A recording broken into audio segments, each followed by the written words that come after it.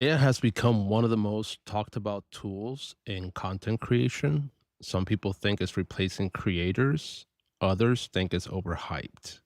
For me, it's become something more simpler. It's become more of an assistant. I still create the podcasts, record the episodes, and make the decisions, but AI has helped me speed up a lot of the work that happens around the creative process. Today, I want to share with you how I'm actually using AI behind the scenes of the creator's log.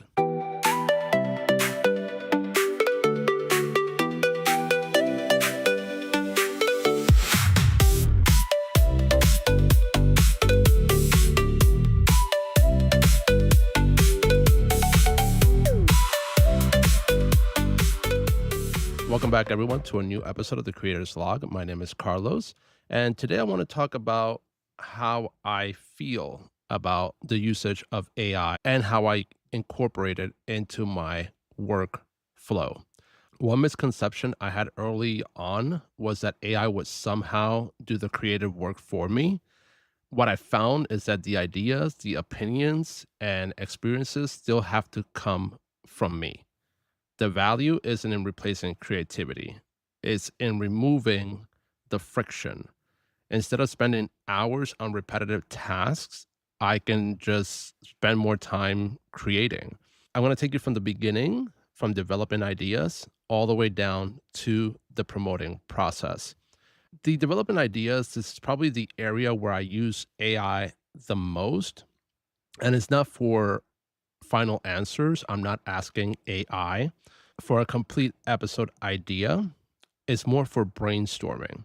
I usually take notes on a little notebook that I have, and I just jot down ideas that I want to talk about. For my physical media podcast, what I do is that I explore the trending topics around physical media. For example, a new film that came out or a new release and what is being talked about in physical media. There's a new DVD player, which we haven't had in quite a while, but I try to give my point of view on those topics. So what I do is that I write it down on my notebook and then I sit down, I come up with a few talking points, and then I take those talking points, I open up ChatGPT in a new episode idea, and I write it all down. And I ask what here is a strong conversation topic. So based on that is where I start creating the rest of the outline. Now, as you know, most of my podcast episodes, they're not scripted. They're all outlined. So I have to have a strong outline that incorporates all the talking points I want to cover and focus on what I think would be of more interest. Now, there's other things that I might want to talk about that I probably just put them all together in a different episode. It's more about exploring the episode topics, testing the ideas. How would the idea work? How would the idea work on YouTube and how the idea would work on Apple Podcasts? Also creating different outlines. I try to explore different outlines, see which ones I would feel more comfortable because at the end of the day, I have to fill in the blanks. I'm not having AI fill in the blanks for me. As a matter of fact, this right here is an outline and I have to fill in the blanks on what I want to talk about. So I have to have some sort of experience or some sort of knowledge on those topics before I turn on the mic and start recording. And if you have a guest, it's the same because if you have a guest and you have an outline, remember the AI is not going to write you what the guest should be saying. And I don't think that none of my guests would be happy, especially when they come from a physical media community where AI is, I wouldn't say an enemy, but is not very well liked. And I don't think that me imposing an AI written script on one of my guests would go too well, to put it that way. But we can also use it to try different angles for a discussion. So I would say before you even turn on the mic, look at your outline and have an argument with yourself.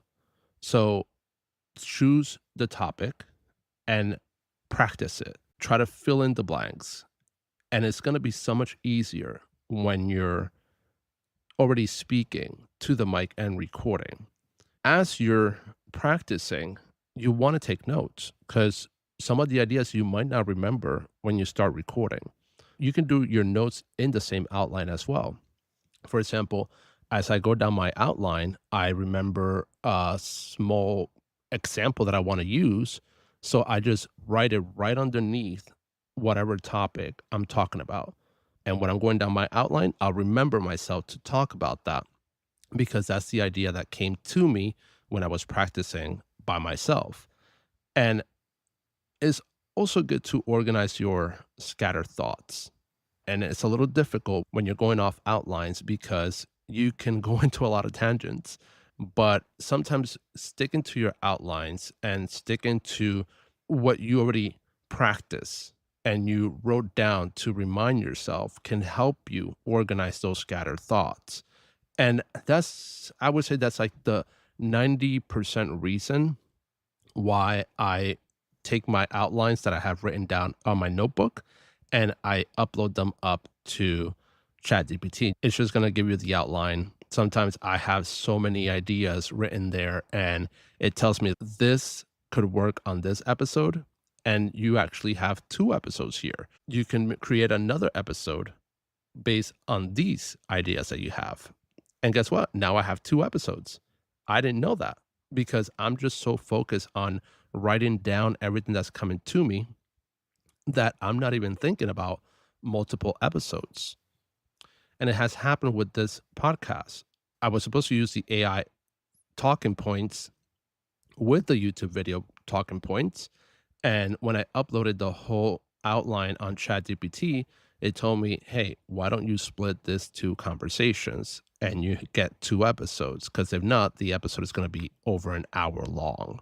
And it wasn't wrong because yesterday's episode that I recorded was about 58 minutes. Something that I kept repeating over and over was turning your transcripts into show notes. And this is something that I'm going to keep hammering on.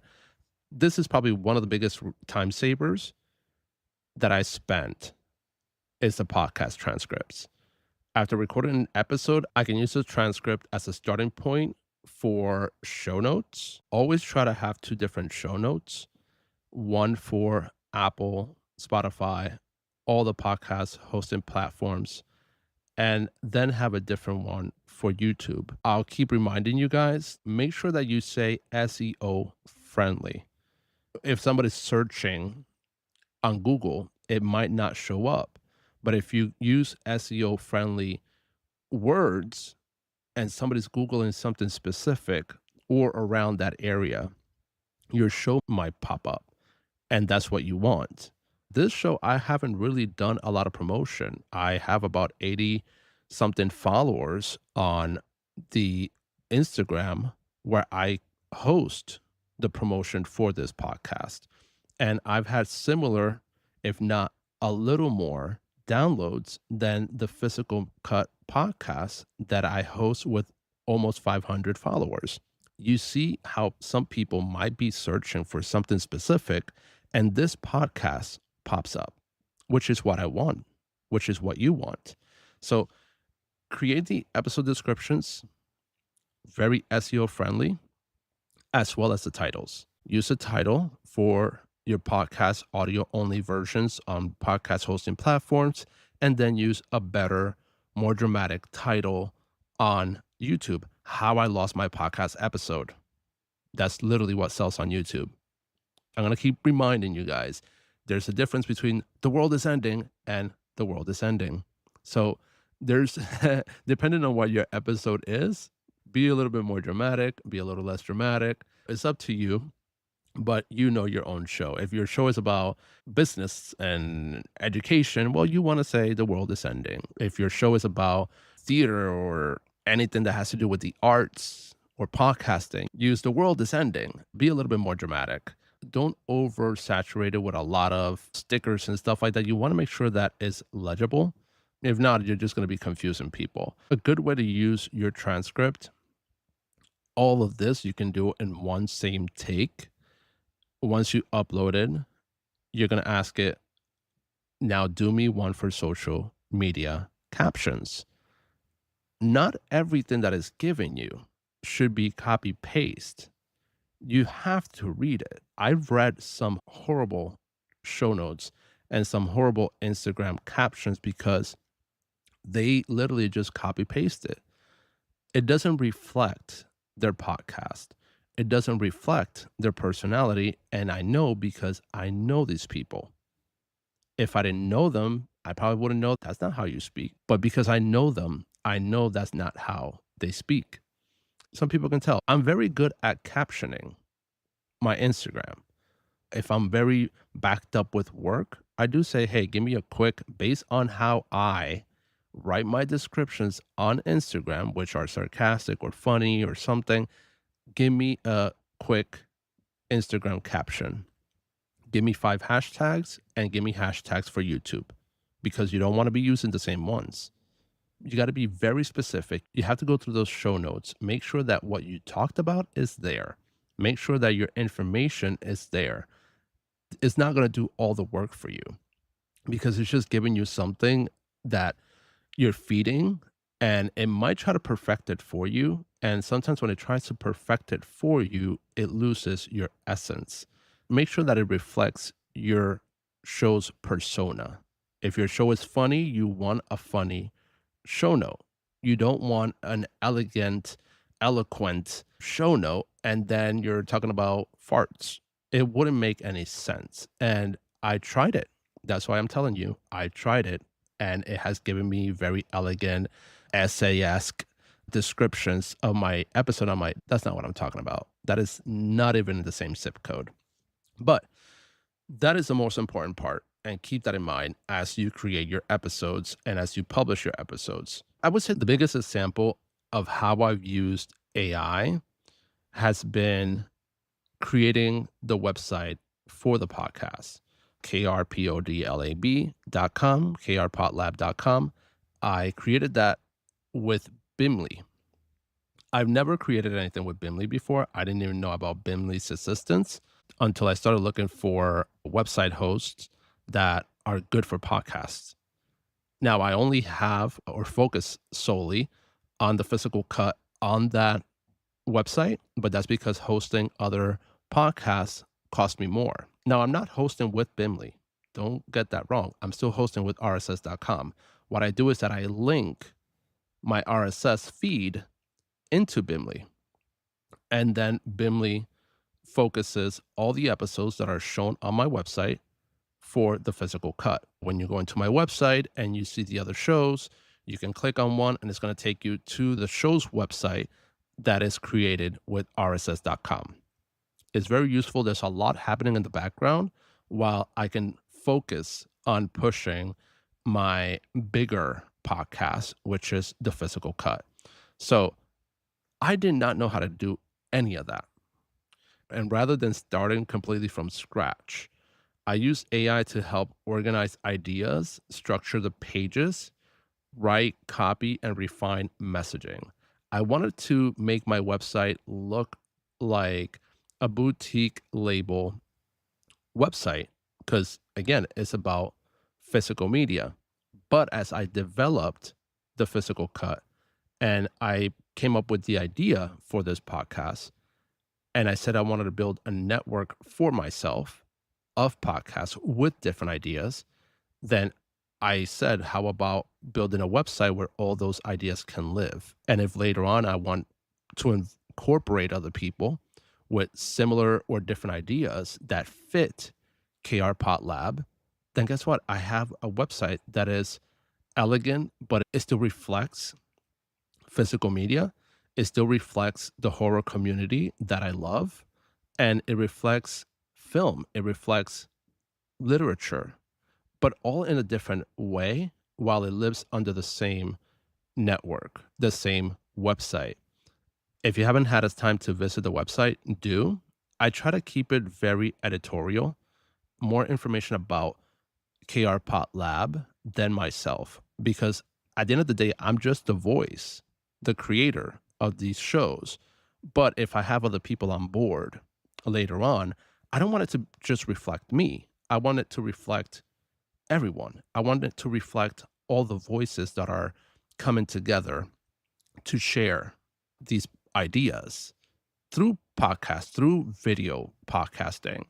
So the result was a website that it wasn't created just by AI. It was created with the help of AI because they have their own AI. I just didn't know how to use it. So what I did is that instead of using their I used the AI that I know that I already pay for, which is ChatGPT. And I said, okay, so this is my idea for my about me. Oh, ChatGPT said, this sounds great, but I sent it a picture of how my website looked. And it said, based on the picture you sent me, your website looks more editorial. It looks more A24, which is a company that you probably know from horror movies and other weird movies. And you might want to refine that about me into this because it was just talking about myself. It's talking about my political science background. It's talking about all this events and stuff. And it said, no, just focus it on the podcast, not on you. Because if you have multiple podcasts there, you don't want it to be, okay, but what does that have to do with political science? And it made total sense. And it refined it. It only talked about KR Pot Lab and the community I'm trying to build. I would not have thought about that if it had not been for ChatGPT. Because you know how sometimes we share ideas with other people, but other people might not know what I'm trying to get at. I only know that.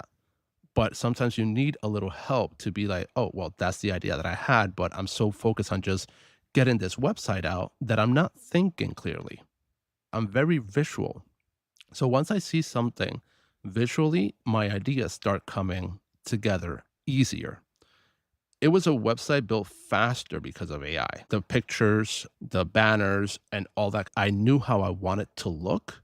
I went on Canva. I don't know how to use Canva for the life of me.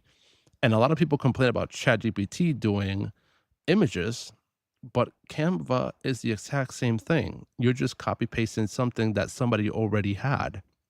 And ChatGPT, depending on what your plan is, it uses Canva. It actually gives you the Canva description that you then go on Canva and do it. So that's basically what I did. I said, these are the images that I want to use. Some of the images are things that I own. So I uploaded that and I said, I want you to create this. And it created that. It wasn't something that I said, here's a picture, do what you will. No, because it gave me some horrible results. It even put people that I don't know. I'm like, can you please delete the human? Because that's not me. That is not me on that picture. I mean, some of them were very handsome people. I would say, should I keep it? No, no, I don't like false advertisement. But that's what I did for my website. I do recommend Bimly if you already have a few episodes under your belt, if you're looking to invest a little bit more beyond your podcast hosting. I don't recommend it if you are just wanting to try it out because it is about 14 days free trial. I do like the end result.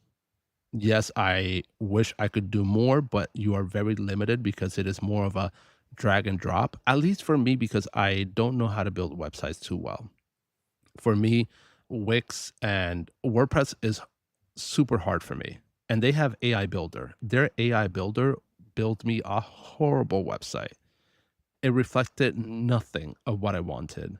So that's why I said, you know what? I can just do it myself. As a matter of fact, what I was asking ChatGPT was, where do I find this in this website?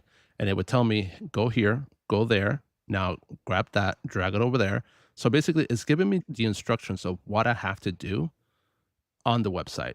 It didn't take over my computer and do it. Ugh, God, I wish it did because it was a headache. I built it basically in a day. If you take all those hours, because I was also working, I basically built a website in less than a day, including the links and the episodes being transferred over. So it was easy because it was giving me the instructions on how to do it. And now I just go on the website and I say, oh, I want to add this and I know where to find it. So that was a good thing that I thought of doing myself using ChatGPT. So if you want to check Bimley out, I'll post a link below. But again, it's a 14-day trial. Unless you have a lot of time during the summer and you want to try it out, sure. But if you're not committed to it, I would say hold on to that. Hold off. When you have a little bit more budget, then jump into building a website. But if you already have a lot of episodes and you just want to put them in a more presentable web page, because I know those podcast hosting platforms websites, they're not the best presentation for your show. And that's a fact. They're also good to have because when I want to share my show, 90% of the time, I just share my rss.com webpage where my show is. Very rarely I tell people, go to krpodlab.com. You're going to find them there. I keep forgetting to use it because it's there, it's done. And I keep forgetting I have a website. I have a website where my shows live. And sometimes I open it up and I look at it and I'm like, oh, it's pretty. And then I close it up again and I forget I have a website. So do keep that in mind. It's an investment. And going off the website, the major reason I do it is because of the visual assets. I went into, I think it's called Fever Tree, and I asked for help. And this was when I was literally starting off a few months ago. I asked for help. I paid the guy $45 and I told him, this is what I want. I want this type of art. I gave him everything I wanted, the description, the details, the photos that I personally took. And I said, I just want this. He went onto Canva because I could tell because I did that. He came up with the most basic looking thumbnail ever. And I said, dude, I paid you $45 and this is what you came up with? Oh, yeah, but you get a second revision. And I was like, okay, well, I took an example of a friend's podcast and I said, this is the idea of my podcast, but instead of being horror alone, it's more physical media. So there's a little bit more elements that go into mine that my friend doesn't necessarily use because he's focused only on a specific topic, and that's talking about horror. I talk about a lot of different things when it comes to film. So the second revision was even worse.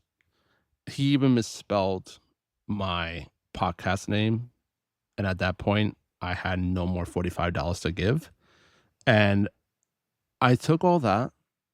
I went to ChatGPT, which I was told, don't use it for art, don't use it for this. I'm like, okay, but the human people that I'm talking to are not giving me what I want. And I'm giving them basically everything. I could have done that myself on Canva. And you just went and you did it on Canva and it didn't reflect what I wanted. Even though I sent you a samples for the second revision, you just gave me the same thing you gave me before, but worse. And on ChatGPT, I just uploaded the pictures I took. I uploaded an example of what I want it to look like, but not like that. Very specifically, not this. And it gave me something that reflected what I wanted. And for every thumbnail that I do, I use my transcription. See how we come back to that. I use my transcription and I say, create an art based on this conversation and this conversation alone, using, if I have a picture of a movie or if I have a picture of the person that I'm talking to, or if I have a picture of whatever is part of the topic, use this picture, or keep it within the same theme as the whole season. And it gives me something that I prefer. It gives me something that I like a little more. Sometimes you have to tweak for a long time, and the more you tweak, the worse it looks. So you have to start all over again. Sometimes it does take a lot of patience. And I know that right now I've left probably half of Atlanta without water. And that is the sad part too, because a lot of these people that are telling you not to use AI, I've gotten a lot of AI stuff back. I had somebody create a theme song for me He sent me back a song that was clearly created with AI. And I know because when I went to Suno, I would get the same type of rhythm based on the description that I gave it for the song. So a lot of these people can talk out of both sides of their mouths. Don't use AI whilst they're using AI. And then they're selling it to you for $50. I love art. If you're going to create art, do not create art with AI. Do not write scripts with AI. Do not make movies with AI. Do not create music that I had to download to my Apple Music with AI. All of that should be created by us. AI is only there to help us create smaller, unmeaningful things. Because right now, my words to me have more meaning than my intro song that was created with AI. That has no meaning for me because that's about what, 20 seconds? And then I start talking. So that to me has no meaning. But because I've tried having other people, which also was an investment that I did not get in return anything, I told them I can't use this song. I said I wanted an adventurous song that kind of reflected movies from the 90s. This is not it. This has nothing to do with my podcast. And I went through thousands of songs that were already created by other artists, and they were about 25 to $30, and some of them were created with Suno. So that's how I discovered Suno, because my friend does score, and he's like, "Yeah, that's created with Suno." I know Suno music when I hear it, and I was like, "What's Suno?" He's like, "You can use it for your podcast. Don't pay too much." I recommend Suno if you're trying to do a theme song. After that, just delete it. Delete it. It's $8. Download your songs. Delete. But the main reason, besides the show notes and building the website, that you want to use it for is those thumbnails, is the visual concepts, the marketing graphics. You want to be able to capture people's attention. But again, make sure you're staying in theme. If you're putting out a thumbnail, if you're putting out an Instagram post, make sure that you stay within the theme. Unless you want to use your podcast logo and then just write new episode, then great. I personally started doing different thumbnails for my episodes, but if I think it's more of a generic episode, then I just use the same thumbnail as my podcast. I don't have a problem with that. Marketing should be at least 25% of your time. I try to do it as soon as I finish my episode. And once I finish my episode, I edit it because I need to know what I'm talking about while I edit. Now, I sit down after that and I read the whole blog post. I read all the show notes and I read everything that it gave me because I don't want to put something out there that it was not proofread. And I need to make sure that I do that myself because I can't trust anybody or anything to give me what I think should be my main idea, what I want to put out there. So once you have all that, make sure you go through it, you read it, you edit it, because 90% of the time you will be editing a lot. But it's not so much as if you had to sit down now and write your whole blog post, write your whole Instagram description, write your whole show notes. It does cut a lot of that time. And that is probably the sole purpose to use it, especially if you're batch recording, which I want to learn how. That's the best way to use AI. And right after that, I upload it and then I start marketing it. I post it on Facebook, I post it on YouTube, I post it on Reddit, I post it on Instagram, I post it on Twitter and Substack. I create a Substack blog post and then I share the episode separately. So all of that is done in one sitting. That's literally all. That's my whole workflow right there. I would say my pet peeve is these people that tell you go to AI, tell it to give you a few ideas for your podcast. No, no, because if you're starting a podcast, you should know what you want to talk about. AI is only there to help you develop some ideas if you're stuck, but you have to have an idea. I've asked it to give me ideas, and the ideas that it gave me were ideas that were already out there. And I said, this is overly used. I don't need this. I don't want to talk about the same thing 100 people talked about this week. Will I perhaps touch on that topic? Sure, but that's not the whole focus I want.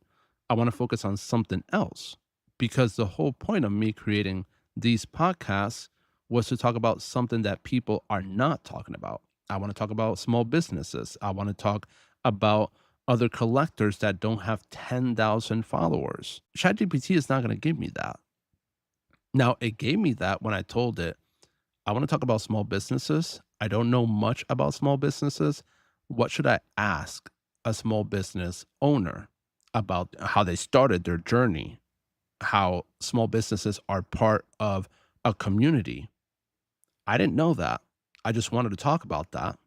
And it told me, hey, these are some good talking points. Some of them I kind of knew. So I took those that I was more familiar with. And then I did my outline based on that. And then when I finished my outline, I took a picture of it. I posted it on ChatGPT and I said, this is my outline. Can you refine it a little bit better so I can send it to the guest who's going to be joining me? And it did. It made it look a little bit better. And I copy pasted. I edit some stuff out because it just kept enhancing and enhancing. And do keep this in mind. If you keep telling ChatGPT, how can I make this better? It's going to tell you now we can make this another 100% better. And it's going to tell you now we can make this another 100% better. When you come to see, you're at 500% better, which is mathematically impossible. So AI, if you don't stop based on your judgment, is going to keep creating over and over up to the point that it's distorted. And that's something you have to be careful with. You don't want your podcast ideas to be distorted just because you're doing everything with ChatGPT or Claude. There's one of the podcast gurus that uses Claude, and he said, oh, I save a lot of time because I just upload my episode to Claude and Claude does everything for me. It sends this and it does that. And I'm like, so you're just a talking piece. And oh, yeah, I went from a bunch of people working with me to just one person, and that's Claude. And I'm like, well, Claude doesn't keep me warm at night. I'm not saying that if I'm working with people, they will, because it will be in HR. But what I mean is, Claude is not going to keep you entertained and developing new ideas as a community. Claude is just going to do the work that you're telling it to do. And yeah, it might tell you, hey, I think this would sound better. But guess who would also tell you that is someone who you're talking to. If you're talking to someone who knows, again, my example about films, they could be like, hey, I think this would sound better. And then I just go ahead and edit the outline based on that. If I have a guest, I send them the outline and I say, hey, what would you want to talk about? What do you want to edit out? What would you want to put in? I don't go to ChatGPT and say, hey, give me an outline. I got this guy talking to me and he has a small business and I want you to take over the conversation. He's going to say what you tell him to say. No, no. I give my guests the outline. Do you feel comfortable talking about this? One of them said no. I was like, okay, great. Let's delete that. How do you feel about this? Oh, I don't have a lot of knowledge on that, but I can give you an example. I was like, sure, let's keep that in for just a small segment of conversation and then just move on to something else. And that's what I did. And that's what I do. I'm not going to sit here and tell you I don't use AI. I'm pure virgin when it comes to AIism. No, it's not true. I do, but I'm fully transparent on the way that I use it because AI can't speak like me. It tried and it made me sound elegant and eloquent, and that is not me. I am messy and I am distorted by nature. So having AI doing all this work for me, it doesn't even cut. How are you going to give me a whole script and not have a cuss word? Come on. But I do like using it for my workflow to make it easier for me because, again, I'm trying to balance two podcasts right now and not including the third and the original one that I was supposed to start. So imagine if I had to do all of that by myself. because I do have people that I collab with, but they don't collab with me on developing the podcast. They only collab with me for the podcast. So do keep that in mind. You want to make sure you keep your own identity. And that's a big risk when you're getting addicted to having AI create everything for you. The importance is the balance. The important things for me is that AI remains a tool. It doesn't decide what I think. It doesn't replace my experiences because God knows it can't. It doesn't record the podcast because I heard one of those and my ears were bleeding. The creative direction still has to come from the creator. That's number one. It's your ship. AI just helps move projects from one idea to execution faster. That's the whole point of AI. Looking back, AI hasn't made me more creative, to be honest. It has not. Sometimes it hinders me a little bit because my creativity runs faster than AI does. It made me more efficient, I would say, to podcasting.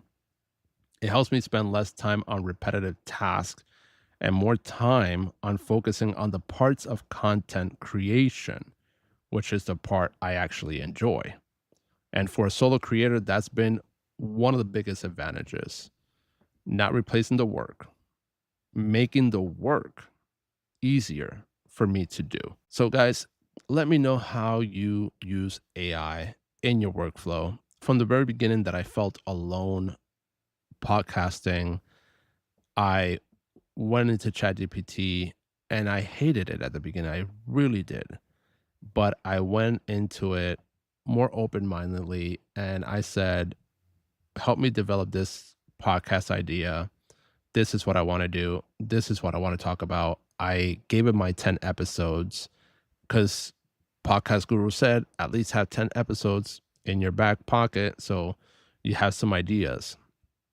And that's what I did. I gave it 10 episodes. I said, this is going to be my season. What should I do? And I came up with a name for the podcast, and a bunch of people had that name. Don't get your podcast names from AI. It will give you other people's podcast names. So I spend days and days on podcast names. I need to see it visually to feel more creative. And it took me about a week to feel comfortable. And I started creating the episodes outlines. And then when I felt comfortable, that's when I started plugging in my mic. And I actually started this one before the other one because I was like, let me track myself doing all of this to have it for myself, to remind myself of my process. And maybe it will help somebody out there with their process. It was very lonely at the beginning. And I'm not going to lie, having that second brain there, it did help a little bit because I was getting my friends a little exhausted. And I kind of went with what my friends said to me and what ChatGPT was saying to me. It kind of felt on the same wavelength. So I said, okay, well, my friends gave me that same feedback. I guess I can trust this a little bit, but grain of salt, very important. So please let me know how you guys use AI in your workflow. Comment on my Instagram at KRPODLAB Instagram and KRPODLAB.com. That's KRPOTLab on both. Comment over there. Let me know. Send me DMs. I love getting DMs over there. And tell me how your workflow with AI is. And also, I did mention on the last episode that I didn't know that the script had a 50% off when I give you guys a promo. I found that out while I was recording the episode yesterday. So I'm going to link that below because you'll be paying less than I do now for a better plan. So just try it out. Save your money with Bimley for now and with ChatGPT, use it for free for now and just try out this script because you're going to need a software recording more than you do ChatGPT and a website. So just try it out. It's for 2 months only. After 2 months, if you want to downgrade it or just completely delete it if you don't like this script, I've had so much trouble with Riverside, and right now Adobe is doing some upgrades that I will keep you guys posted because I use that a lot. I record on the script, I edit a little bit on the script, and then I transfer it over to Adobe so I can put in my intro and my outro. And sometimes if I want to put music and other edits in between, I do that all on Adobe because it's like a Microsoft Word document and it's so much easier. I'll link it down here as well. I don't have a promo code for that, so you can go ahead and try that as well. But thank you so much, guys, for joining me here today at the Creators Log. My name is Carlos, and I will see you guys next time.